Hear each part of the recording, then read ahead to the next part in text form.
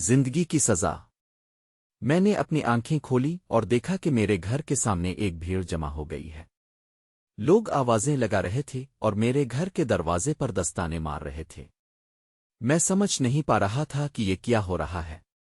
میرے بھائی نے مجھے بتایا کہ ہمارے والدہ نے خود کو آگ لگا لی ہے۔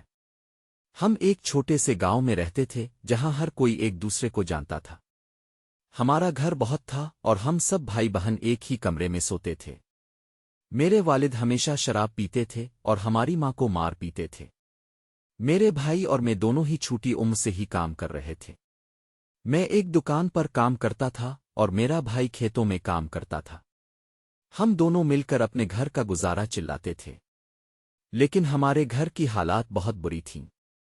ہم سب بھوکے سوتے تھے اور ہمارے پاس کپڑے تک نہیں تھے۔ ایک دن میں اپنے کام پر جا رہا تھا کہ میں نے دیکھا کہ ہمارے گاؤں کے سرپنچ کا بیٹا میرے بھائی کو مار رہا ہے۔ میں نے اسے روکا اور پوچھا کہ وہ کیا کر رہا ہے۔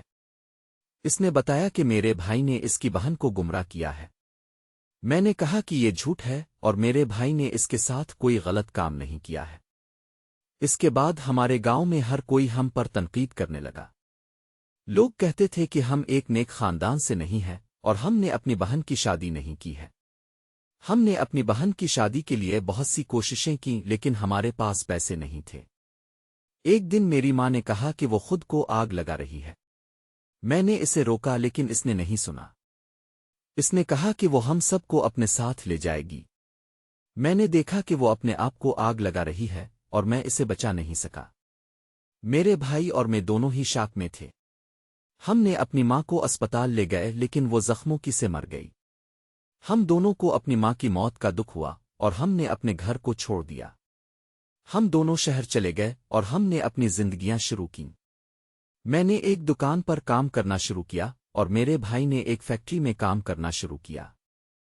ہم دونوں نے اپنی زندگیاں سنواری اور ہم نے اپنے گھر کی یادوں کو بھلا دیا۔